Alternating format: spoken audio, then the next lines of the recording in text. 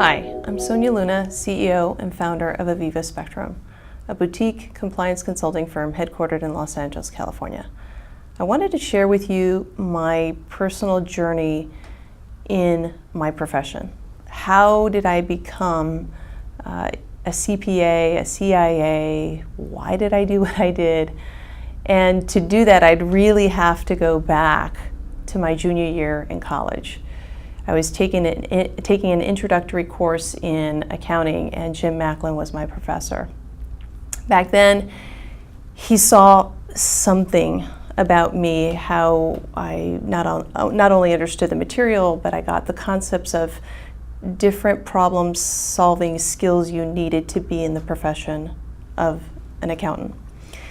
Back then, I had my sights on graduating with an international business kind of degree, and I saw myself traveling different places, meeting new people in different countries.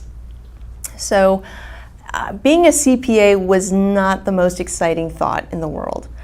What Jim exposed me to was that the profession was not only becoming more diverse, not only by gender, but just also by color. It was also a great way to meet people from diverse backgrounds as well.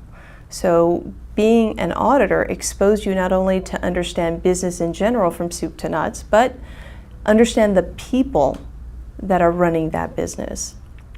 He was a former Arthur Andersen partner, and I joined Arthur Andersen after I graduated, and I was very blessed having that experience. After that experience, I was recruited to a regional firm, Singer Lewack, and I love those people there even today. It was a great experience. I got some wonderful exposure to both the nonprofit world and also the small to mid-cap public company exposure. I was then recruited back to the Big Four, Ernst & Young, and I had a wonderful time there. But something changed, something happened in our industry. Sarbanes-Oxley Act had hit, and people in the industry were trying to figure out how are we going to solve this regulatory compliance effort. And as I was going through the compliance model that Ernst & Young had, I learned a lot. I appreciated the experience and the training, but what I slowly noticed is we were becoming more detached from our clients. We weren't really partnering up. A lot of the rules actually created certain barriers. And that's where I felt like I had my aha moment. This would be, if I wanted to start a company, not only was the timing perfect, because back then people were searching for a qualified person to help with the compliance, but I thought if I'm going to do this, I'm going to create something different. I want something a little more unique than what I knew from both a Big Four firm and a regional firm. So I went on my own, and I had no clients. I had no employees. It was just myself, and thankfully with my network and the people that I worked with and other trusted advisors, I started to build clientele. And as I'm building clientele, I added employees and office space, etc. So when I thought about where we were going from this smaller boutique firm, I thought, well, remember those dreams that I wrote down if I decided I was going on my own, which was on a plane coming back from a wedding, and I distinctively remembered pros and cons, and I said, if I'm going to do this, I don't want to do the traditional model that a CPA firm has. And let me kind of go into a little bit of that. Typical CPA structure or consulting firm structure, it's a pyramid model. Okay, you get in and the staff do a lot of technical work, and that's fine, and they should do that. What the missing link for me is exposure in how to develop meaningful relationships that lead to other partnerships. So some people call it sales. I don't see it that way. I see it as building upon existing relationships with your clients and trying to find some synergy between the two people, us as consultants and the client. So number one, I wanted to focus in on senior associates trying to develop the trust from the clients, and more importantly, keeping those relationships. The second is the type of training. So in that pyramid model, senior associates are really exposed to technical training.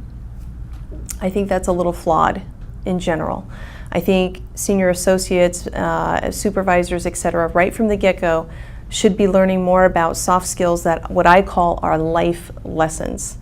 So when we have our in-house training dealing with conflict, I can assure you those key principles of how to deal with conflict with a client are the same principles that a senior associate would apply when, let's say, they have a disagreement with a teacher, at their child's school. And that's what I wanted to build is, yes, we're going to teach you the technical stuff, but we're going to teach you those soft skills that you can apply in your day-to-day life outside of work. The other element I felt was missing that I wanted to create is a tight-knit group, meaning I do want to know what's happening in our associates' lives. Typically in a bigger firm's culture, that was not so much encouraged, but it wasn't discouraged either. So I don't want to paint a bad picture. I just wanted to create something more, gosh, could I use the word homey feel or more intimate feel with my associates. And so that's what I'm committed to when they step in our office, is they're going to get that connection. They're going to get those, they're going to get the technical training, but more importantly, those life lessons that they're going to need day in and day out outside of the office. And as I look back at that college student to joining different accounting firms and then evolving into creating AVIVA Spectrum, I think back about just the excitement, what the future holds. Not only are we changing the way the industry functions, how we work with our clients, but we're also changing the way how we treat our associates.